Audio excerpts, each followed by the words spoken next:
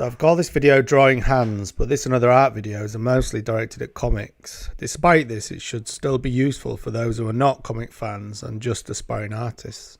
It's an old joke on drawing that you take someone who claims to be an artist and say, "But can you draw hands?" They're often the most difficult physiological structures to master, as they have the most flexible contorting parts, so much so that you could draw photographically but still create a strange look if the pose is weird.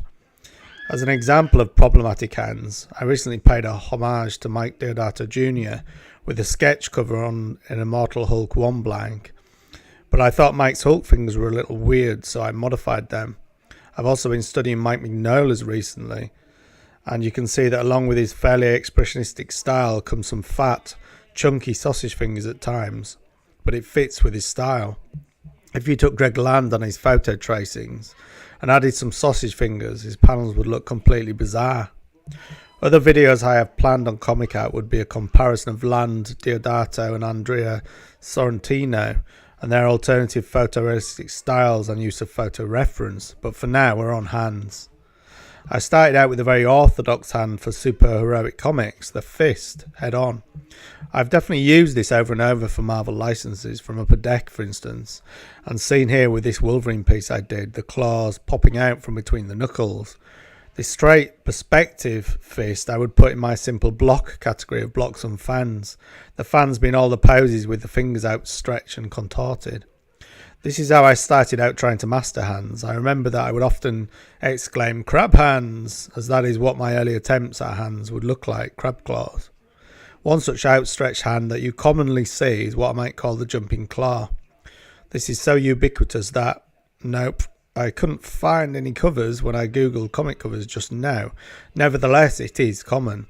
It's sort of like this Jubilee hand by Jim Lee, but I've got a variety of drawn versions here. I'll flip them round. That's getting there, but the point with these jumping claws, or fan types I'm talking about, is the easy cheat is to have all the fingers angled in a similar direction. This one is more dynamic. When they're not all in formation, they look a little weird, even when posed for photographs. Like this one here. The only reason you'd opt for that when trying to pump out a page a day in a conventional comics industry role is to express something about the character, or as a quirk of a particular character like Doctor Strange. Other magical or broader energy usage in comics might come from some of the alternative fan formations. If I have a fairly large fist on a cover, such as this Wolverine, I'll rough that out as a rectangle before rendering, but as I work on background figures, I'll rough in the base of the hands, mostly as spheres to start with. This is even if I know it will mostly be just the fingers visible in the pose. The sphere will be my grounding for the hand, in the same way a rough sphere will be the grounding for my talking head panels, or for the central core torso of an action panel. The grounding for the hand base will be the lower arm, grounding for the lower arm the upper arm, and grounding for the upper arm your torso sphere.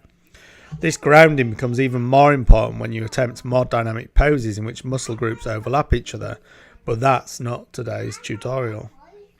Whether it's very circular or more of an ellipse matters less when we'll be obscuring most of it. I'll take a hand from the page I've drawn. Now this is the fan equivalent of the basic straight-on block fist.